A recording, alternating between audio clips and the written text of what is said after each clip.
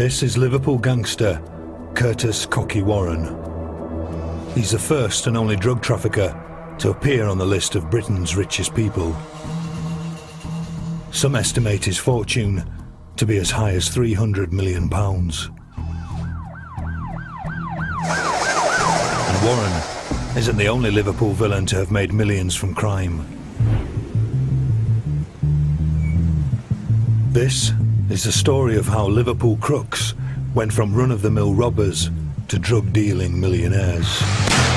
As a city that spawned the Beatles and all-conquering football teams became the UK's centre of excellence for drug smuggling. Armed robberies were committed, hitties were made, and that was the implosion of the drugs. And I remember this firm saying to me, "Charlie, it's like throwing £1 million into the Mersey." I said, "I don't want to get involved in it." A ton was nothing. I mean, we started off with a ton, but a ton was nothing. This is also the story of how police finally brought down Liverpool's Mr. Biggs, with more than a little help from an informer. See, there's being grass and being in grass. They are killing people slowly, and the likes of them people shouldn't be allowed to do that.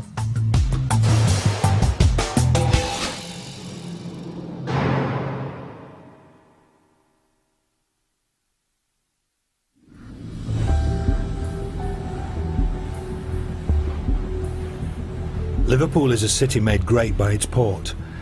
In the 18th century, the slave trade funded its rise. 100 years later, Liverpool ships carried British products around the globe. And by the early 20th century, the city was at its peak. Its position on England's northwest coast, facing the Americas, helped it dominate transatlantic trade and gain the nickname, the New York of Europe. But by the Second World War, its heyday was over. As Britain traded more with Europe, Liverpool found itself on the wrong coast. Yet its days as a booming international city had left a legacy. There were grand commercial buildings, long-established immigrant communities, and the first signs of illegal drugs. Future crime lord Michael Showers grew up in Toxteth, the heartland of Liverpool's black community, and he was aware of one drug from an early age. I'd seen weed from childhood. I'd seen it being sold, being brought in on ships by seamen and things like that. So it was just a normal, everyday part of my life. At this time, cannabis smoking was largely associated with Liverpool's black community. Weed originated in black countries. Black seamen brought it to Britain, and there's mostly black people who smoked weed rather than drank. In the 1950s, a third of all British convictions for illegal drugs were in Liverpool. Yet this drug dealing remained small-scale and localised. For aspiring criminals, there were far more obvious routes to riches, especially robbery. Charlie Seeger is a Liverpool villain whose career began in the 50s. We were rebelling at the time, really, the way our forefathers were kept down, working in factories and all that crap, you know what I mean? We wanted a car and we wanted nice things in life, and the only way I could acquire it was stealing, robbing. In the 1950s, Britain's economy was largely cash-based. Aged 17, Seeger found the easiest way to get that cash was safe blowing. Blowing a safe was so simple. People thought, oh, it's the pinnacle of excellence, you know, the top gangsters, top robbers, you know, safe blowing, oh my God. So simple. And what you done is you laid the safe down on its back. Now here's the simplest part. You open a packet of jelly igniter, and you just pushed it into the keyhole. Then you'd get your detonator, and you'd push it right in. Just light it, get behind a wall somewhere, or behind an office desk even, and it'd just go bump, like a dull thud bump. Seeger formed a small gang and became a regular safecracker. But though he claims blowing a safe was easy, keeping the blast secret was not. Every time a safe was getting blown, it was like a chase, or it was on top. Sometimes we'd have to abandon everything and go. So Seeger says he had a brainwave. Every single family went to the pictures, and they were full up every night. And I knew there was plenty and plenty of readies in them safes. Plus the fact, you stand outside a picture house and there's a big war film going on inside, you can't hear it. You know it's soundproof. Blowing a safe in a cinema made criminal sense, so Seeger put his theory to the test. He broke into a picture house with his brother and another robber one Sunday night. Seeger kept watch, whilst the other two set the explosives. And it was my brother, my older brother, and he shouted down to me, "Hey," he said, "everything okay there?" And I'd seen two coppers further down the road on the way up. And I just wanted to test my theory. I thought, I'll tell them it's okay, you know the way you do. And I shouted, "Yeah, go on, blow it. Dead custody down here, no problem, you know." The safe went off. I looked at the two coppers across the road, and he didn't bat an eyelid.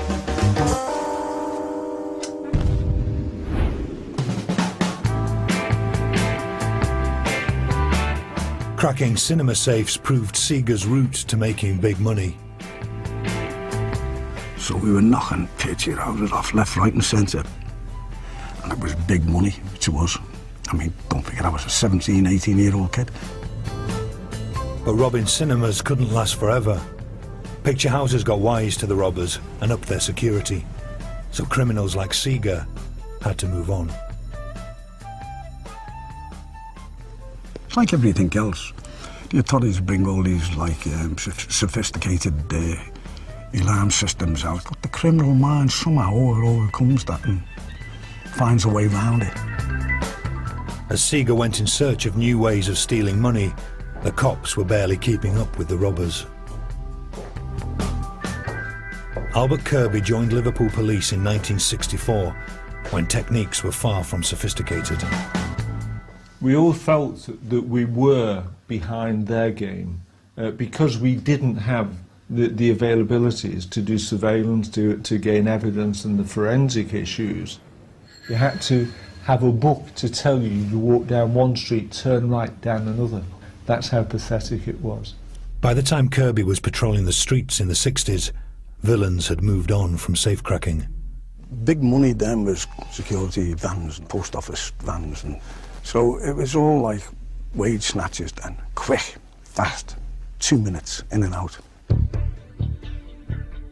Michael Showers was one young robber. He'd been sent to juvenile prison in 1963 for his part in a dance hall stabbing. He claims his experiences there set him off on a career as a criminal. I came out of Borstal a very bitter and angry youth. Very, very bitter. And I started stealing then. It got so that your name gets bandied about in certain groups. You get known. And that's where I started doing armed robberies, blags, banks, vans, anything at all. Michael Showers was now a professional crook. Some people carry a briefcase and went to work at 9 to 5. Our group carried a shotgun and balaclavas, and we went to work whenever we did.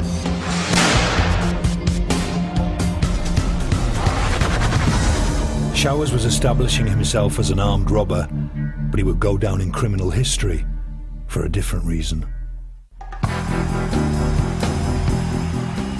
In the mid-60s, society was changing. A revolution in youth culture, with Liverpool and the Beatles at the forefront, was transforming attitudes, and drug use was on the rise. In 1966, Liverpool police formed a vice squad to deal with the new clubs and the increase in drug use. Albert Kirby signed up. People then were using drugs as part of their social habit. You know, the Purple Hearts, as they used to call them then, which was the main drugs, which was going around the clubs. And then cannabis was becoming commonplace. And there was the demand by people to use it, you know, for social recreation.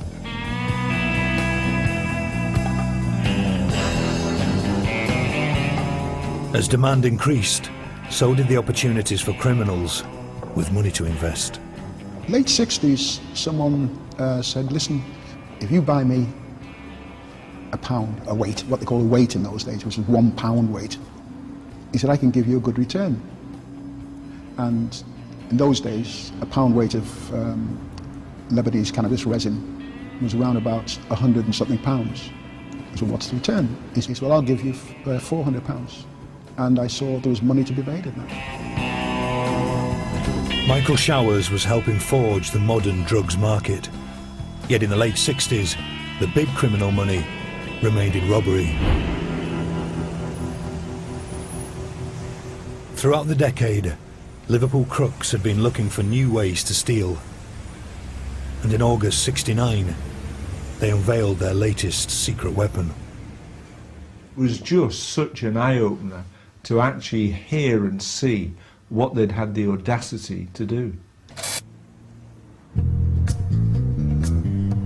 Over the August bank holiday, a gang of thieves broke into the district bank on Water Street, using a duplicate key.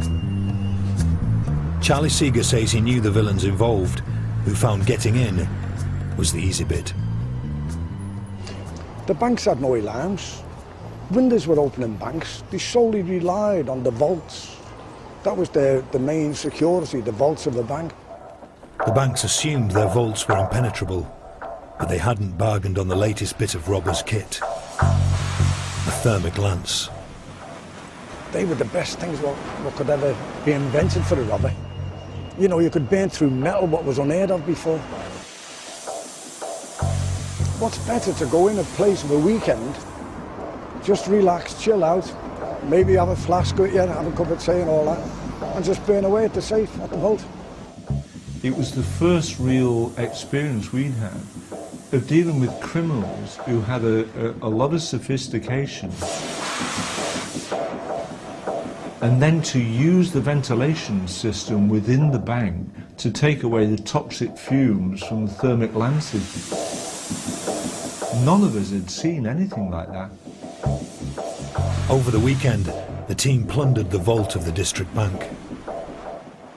And they just come out after they'd done the work and mingled in with the crowds the next day, and out they went. It's as simple as that. The gang's hoard was worth 160 grand, over £2 million in today's money. It seemed the perfect bank robbery. A lot of these firms were great at doing these jobs. It's the aftermath where somebody silly in the firm can make a terrible mistake. That someone was Tommy Tacker Comerford.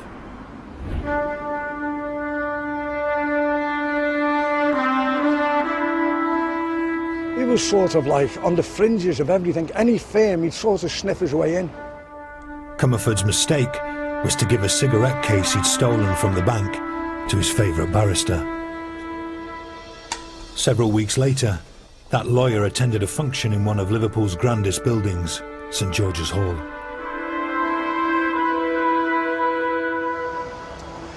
He pulls out this cigarette case, and a sharp-eyed busy who was on the case of the bank spotted it. Hello, he said, whereabout did you acquire that from? Oh, a client of mine gave it to me.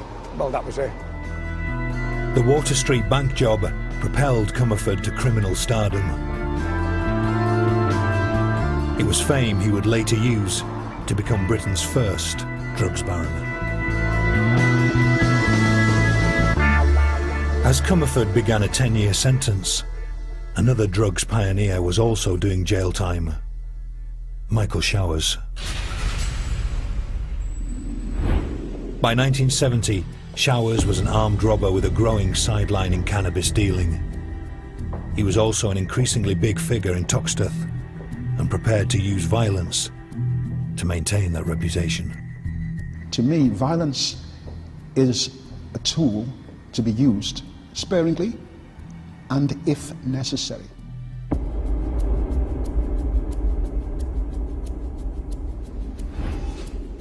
In April 1970, Michael Showers unleashed that tool on a man at a now demolished Toxteth club. It was the Somali Social Club, which is on Upper Parliament Street. Now, his uncle owned the club. He was a small guy who had something of a Napoleon complex, but he carried a gun and brandished it on a regular basis to people. And he did it to the wrong person. The person went away and took a shotgun and blasted him in the legs. Showers still denies pulling the trigger. I didn't actually shoot anybody. I was present. I was present. There's no two ways about it. I was present. The jury didn't believe him. Showers was convicted at Liverpool Crown Court of wounding with intent and sentenced to 7 years. The rise of this future godfather of Toxteth was temporarily stalled. By the early 70s, Liverpool's Beatle-inspired spell in the limelight had passed. The city was in the midst of its long decline. The population was plummeting, and many of its docks were being abandoned. Paul Grimes grew up in a family reliant on those docks.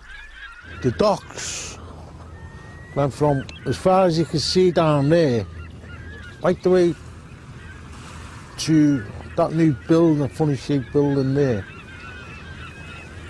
right up to the windmills up there.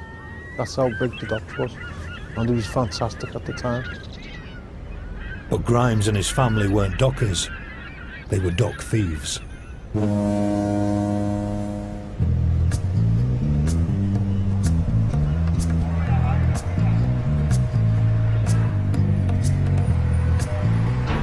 Dock theft had a long history in Liverpool. In many ways it was the city's signature crime, and it was a world away from cutting-edge bank jobs. In the 60s and 70s, we were getting a lot of problem with cigarettes going, with whiskey going, and those are the type of crimes, but you didn't really need an awful lot of skill for those. Robbing from the docks was all about who you knew. We used to have people on the docks that used to give us the wine, and they had loads of like ciggies and whiskey, gin, and all the spirits that you could get rid of. But it's just knowing the right people that you could grease down with a few quid and get away with it. But by the 70s, the dock thieves' days were numbered. Less and less cargo was manhandled off ships as containers became the norm. It was now harder for thieves to get their hands on goods, so they adapted. When it all started getting tight on there, you had to start looking around for warehouses and out of town and all that of it to make more money. Paul Grimes joined a team known as the Hole in the Wall Gang in honour of their trademark method. I like the excitement of knocking holes in walls and all that. Sitting there with a hammer and chisel and just tapping away until you get the bricks out, and the first couple of bricks out, and then you can get the rest out dead easy then. It's all between 60 and 70 grand every time you hit something, which was quite handy money.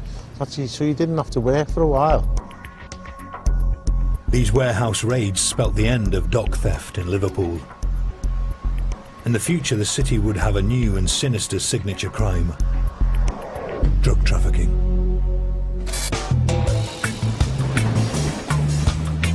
In 1974, Michael Showers emerged from prison. He saw that demand for cannabis was still growing and set about transforming its supply. Showers made the pioneering decision to buy his cannabis direct from Africa. In doing so, he felt he had a natural advantage over rival Liverpool criminals. He was black. We could go to Africa, Asia, Jamaica, and either know somebody or have a relative there or family roots there, as I did in countries in Africa. I could go there, I could buy, I could put it on a ship, and 10 days, turn around, it could be here in Liverpool, container could be taken off. By going to Africa and importing cannabis direct, he dramatically increased the supply of drugs. A ton was nothing. I mean, we started off with a ton, but a ton was nothing. And you multiply, by that time you're talking about £300 a pound. You work out the value of a ton. If Shower's figures are accurate, a ton of cannabis was worth nearly £700,000 in the 1970s, millions today. Showers was growing very wealthy and didn't care who knew it. I remember at one time I was away for I think it was around about 6 months in various countries, and when I came back to England, I was given my proceeds, and I think that week I bought a Rolls Royce cash, a house cash, another house for a member of my family cash. That's the kind of money. Michael Showers was living proof big money could be made from drugs. Yet while some criminals took note, others still saw robbery as the game to be in. Charlie Seeger demonstrated how the Liverpool villain was always on the lookout for the next opportunity, whether in Liverpool or beyond. It was getting a bit hot for me in Liverpool. So I thought the best cure for this is out of sight, out of mind. So I bought myself a beautiful cottage, and I met this guy over in Wales where I was, and he was an antique dealer. And he said, I know where there's a fortune to be made in this game. So of course you listen, don't you? Charlie Seeger needed little encouragement. He began robbing the country houses of North Wales of their antiques. There's two types of different antiques what we used to go for. And antique dealers know this saying. You'd either have the smalls, we call them the light removal business, that's the silverware and the jewellery, or the big stuff. Seeger couldn't keep his new enterprise secret from the police for long. He said I was controlling all the antiques in the Northwest, Charlie Seeger was this, that. Obviously, there's a lot of people at the antiques, but I was involved with the antiques and we made plenty of money at them. Seeger was never caught stealing antiques. Though he has served 3 jail sentences, faced countless charges including murder, and gained the nickname Killer, Seeger has received no convictions since the mid-60s. Yet as Seeger lived his charmed criminal life, his hometown was entering perhaps its bleakest decade. On the 3rd of July 1981, the Toxteth district erupted into an orgy of violence.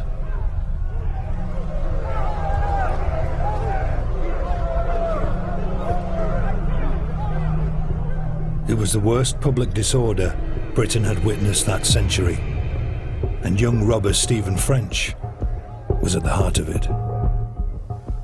I was toe to toe with the old enemy. Yeah. At last, the playing field had been levelled. Yeah.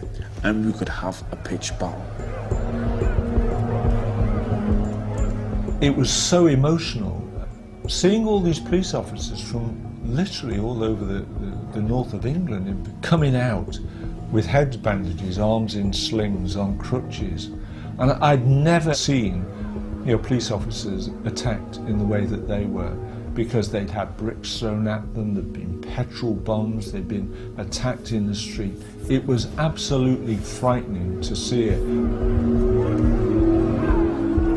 They bust them in from all over, put the lads from St. Helens up front, yeah, right? They got slaughtered, we slaughtered them.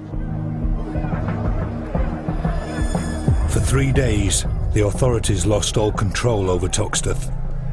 Estimates suggest up to 1,000 police officers were injured and as many as 140 buildings destroyed. But why? It was a combination of the social deprivation, the lack of opportunity, the nowhere, and they're getting pushed around all the time.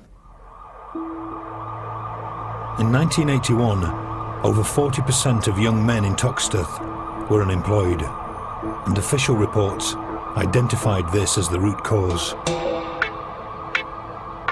However, some police officers felt Underworld leaders took an active role in fomenting the riots.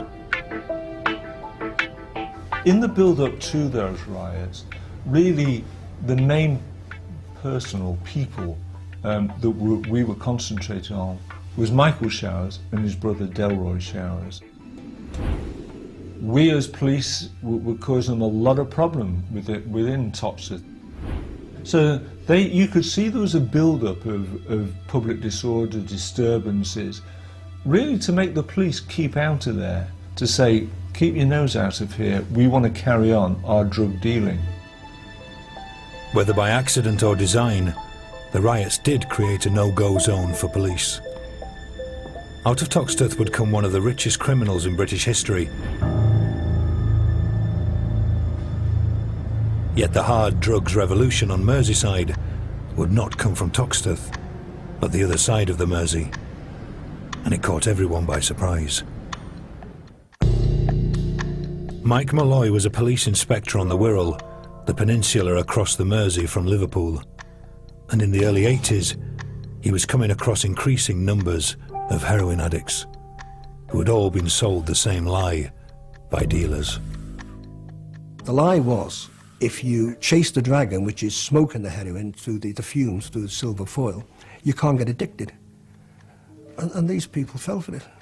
And within months, we had an epidemic. Between 1979 and 1984, burglary trebled.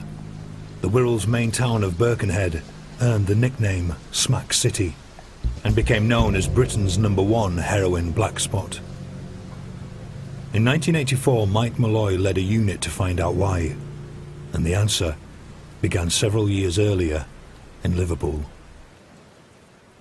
Armed robbers in the 70s were particularly active, and our job was to tackle armed robbers, and we did it, and did it very, very successfully. So like anything else, crime is a business. It has to evolve. So they decided, somebody along the line, somebody decided, let's put our money into drugs, and that's what they did. These Liverpool armed robbers had very good reasons for setting up business on the other side of the Mersey.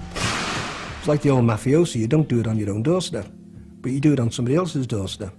And as I say, because there was no really hardened criminal gangs on the Wirral, they weren't frightened. They thought, oh, who the hell's going to retaliate from the Wirral? Whilst there were no hardened gangs on the Wirral, the gangsters eventually found themselves up against Mike Malloy's new unit. It took us 12 months, the first 12 months, to climb that ladder. But we not only smashed it to a certain extent, we also put away the guys behind it, the guys who had set it up. That was the first organised, shall we say, cartel that started. Because of our actions, it had to go somewhere. So it turned back on itself, and Liverpool got the problem, which it still has till today.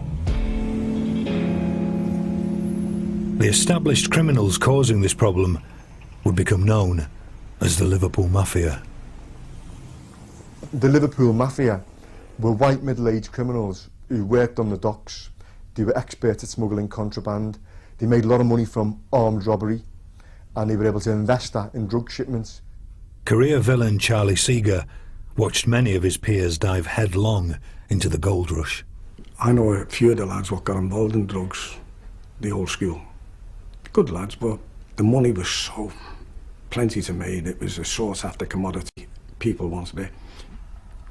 I was offered to go into the trade, and I knocked it back.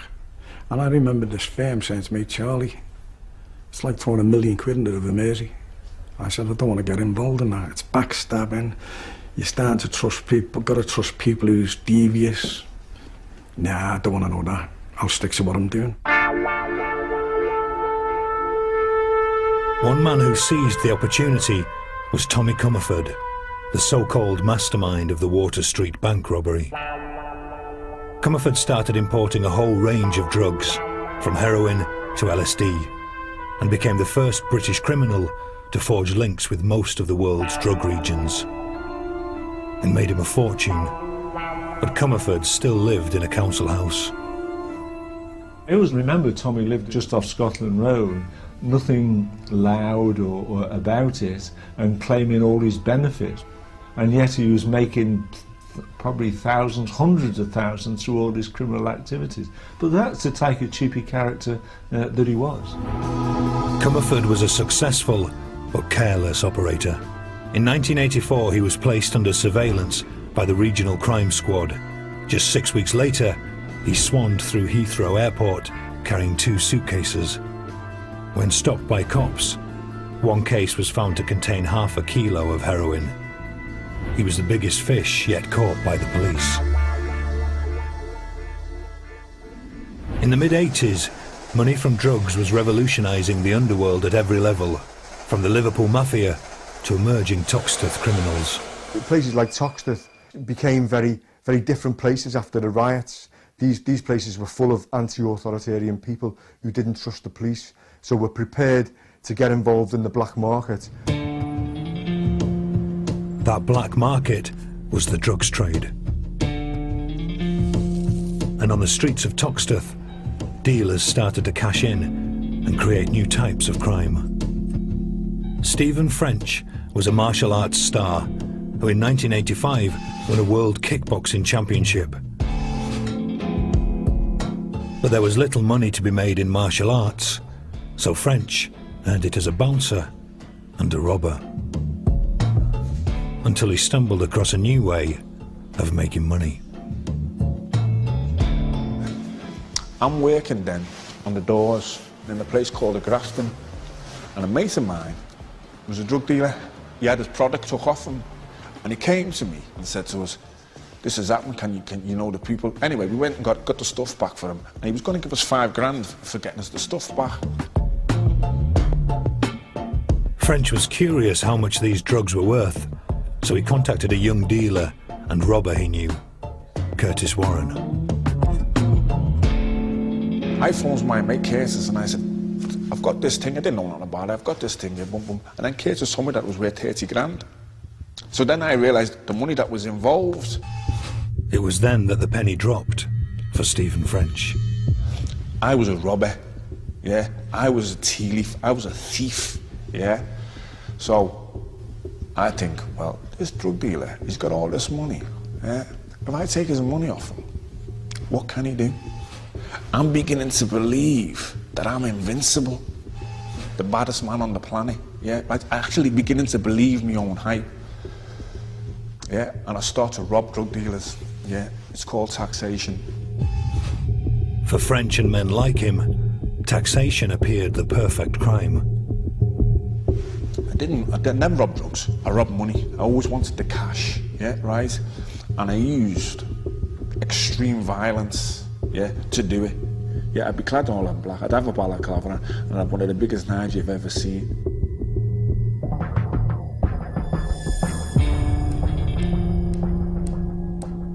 Today, Stephen French believes his violence had far-reaching repercussions.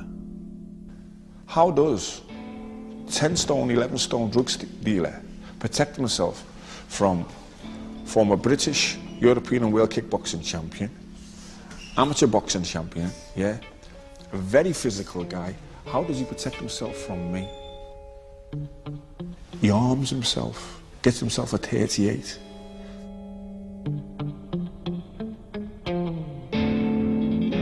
Drugs introduced a lot more violence into the underworld because the stakes suddenly became very, very high. It was no longer just about stealing 10 grand from a post office. You could make £1 million in 3 or 4 days. And I've spoken to drug dealers who did that in the 1980s. As this new generation got rich quick, Toxteth's cannabis pioneer Michael Showers appeared to take a very different route. By the 80s, Showers claims to have retired from importing drugs. I retired because, number one, I didn't need to take the risks anymore. I didn't need to. My house was paid for. Everything I had was paid for. I had bling before bling was bling. I didn't need anything. I was living a good life.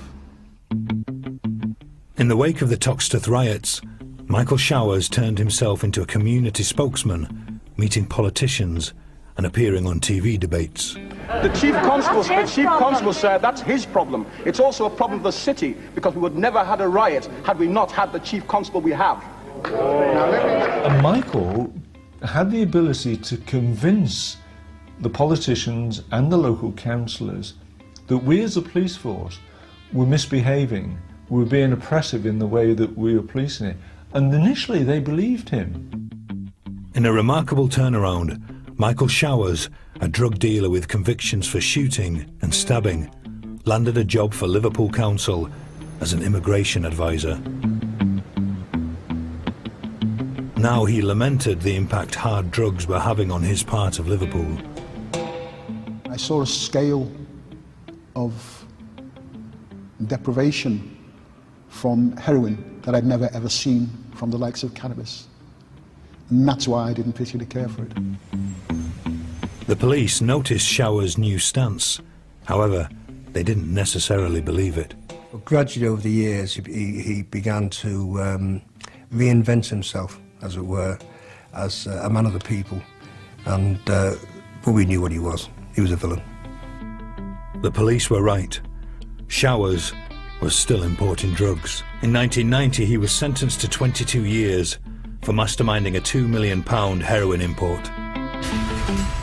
At the time, Customs called Showers the most significant UK national arrested in the fight against heroin. Yet a fellow Tuxteth man was about to make even Showers look like small fry. Curtis Warren. Warren's rise is one of the most remarkable in British criminal history. He first made the news aged 16 when he mugged a 78-year-old woman on the steps of Liverpool's Metropolitan Cathedral. 8 years later, he was arrested in Switzerland trying to rob a shoe shop. By the early 90s, he had progressed to mid-level drug dealing. I first heard of him very much in the early 90s when we were investigating more regional drug trafficking. Seemed to have some criminal convictions, but nothing of any significance. Mysteriously, though, Warren made a huge leap forwards. In a relatively short period of time, he would seem to have developed from working on a sort of fairly local basis to being suspected of being involved in far-reaching international drug trafficking.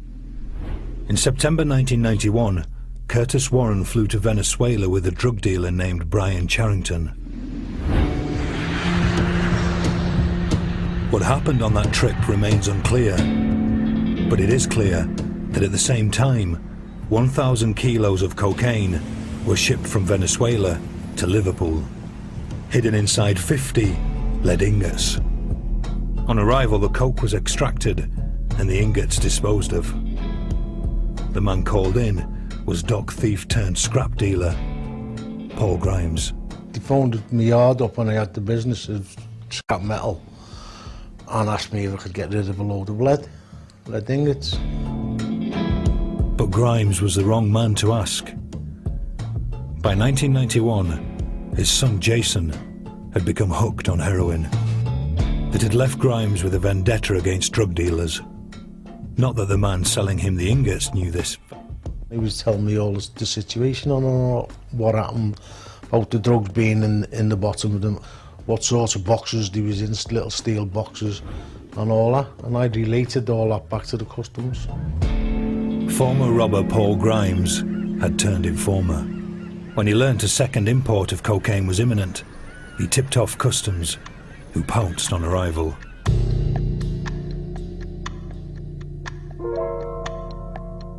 They seized £150 million worth of cocaine and arrested a dozen suspected drug traffickers, including Warren. In April 1993, the case came to court, but there was a huge problem. Defendant Brian Charrington was a police informer. The judge ruled evidence against Warren was inadmissible and instructed the jury to acquit. When they got found not guilty, it was a bit of a gobsmack for me. I thought he was going away, but what happened with the customs, I don't know, just haven't got a clue how they cocked up on it. Warren was free to go. As for Paul Grimes, by turning supergrass, he'd committed the biggest no-no of the criminal world. See, there's being a grass and being a grass. See, I've never grassed on a robber, or what I used to do, but a drug dealer is an entirely different person. They are killing people slowly. and I'm making money out of it. And the likes of them people shouldn't be allowed to do that. Grimes had good reason to be unrepentant. In the run-up to the trial, his son Jason had died of an overdose on his 21st birthday.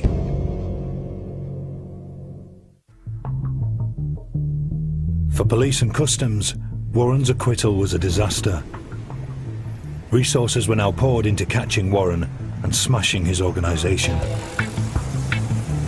Cop Mike Keogh was at the heart of a huge new operation, codenamed Crayfish. So this is an activity that takes a lot of planning for their organisation as well as ours. So the planning takes place over a number of months, sometimes in years.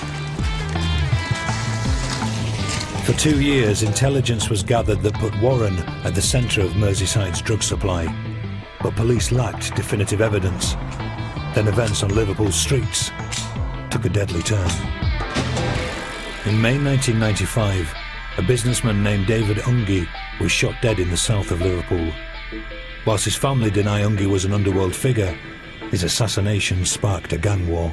Following that event, there was a lot of tensions around Liverpool between various factions, and as a result of that, it was very difficult for business to carry on. Almost overnight, criminals began settling scores with guns. In response, armed police officers were put on routine patrol for the first time in Britain. Fearing disruption to his operations, Warren decided to disappear. But his choice of destination would prove his undoing. Holland. Tom Dreesen, Deputy Director of Europol, is one of the most senior figures in Europe's fight against drugs. Back in the 90s, he worked for the Dutch police when Curtis Warren wandered into his patch. What he thought is that Holland is a very tolerant, easy country to live. He could have a nice life over here. And he thought that when he escaped the UK, there won't be any investigation towards him. We saw that he was a smart guy, and he chose the place to stay very carefully. House alone in a little village called Sassenheim. He was somewhere under the radar, so he believed. Smart perhaps, but Warren wasn't aware of a crucial difference between British and Dutch law. And in Holland, we have the advantage that when somebody is a severe suspect, with the permission of our court, we can wiretap people. For 5 months, Warren's phone was tapped, and the results were jaw-dropping. Police heard Warren's casual threats to blow up rival gangsters. They learned a senior Merseyside cop had passed confidential information onto Warren's associates for money. And that Warren had links with the world's biggest cocaine exporters in Colombia.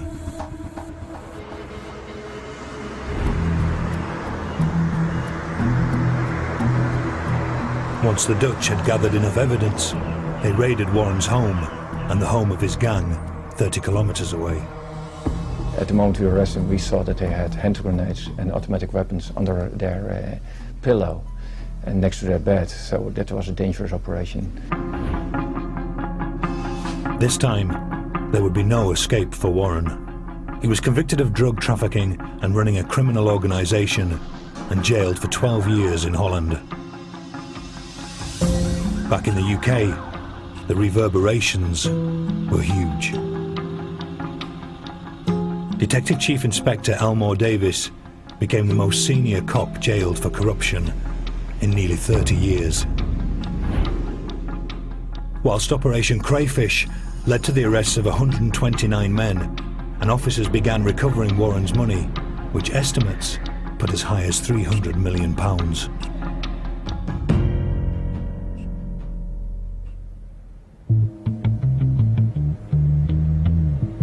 It had been a remarkable journey for Liverpool crime.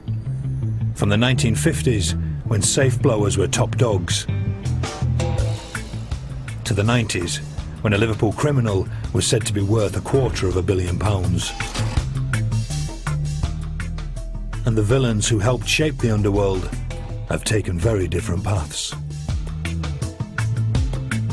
Charlie Seeger is now a successful writer and penning his 4th book. Stephen French has renounced his former life and now campaigns against gang violence. I now run the Increase the Peace program. I speak to dozens and dozens of kids up and down the country, and lots of them, they want out. They just don't know how to get out. And things like this, yeah, will keep kids off the street. Paul Grimes went on to inform on a second major drug importer and had to leave Liverpool. But there has been a couple of threats and all that. Had to move addresses and all that carry on. So people didn't know where I lived and what have you. And that was it. Just had to protect myself. And Michael Showers emerged from prison in 2000 and mourns the area he once supplied drugs to. What you see today, it's a war zone compared with what it was. I mean, it's been totally decimated. As for Liverpool itself, whilst the population has halved from its peak in the 1930s, the long decline may be over. The city has recently gone through something of a renaissance and is no longer reliant on its docks. But then nor is the drug trade, as the likes of cannabis are increasingly grown in Liverpool. Just as in the 1950s, the criminals are always trying to stay one step ahead, and the police are still working hard to keep up. They work jolly hard to succeed, the police service, and certainly here in this city, which has had its problems, but gladly, through a lot of hard work, determination, you're seeing the good results.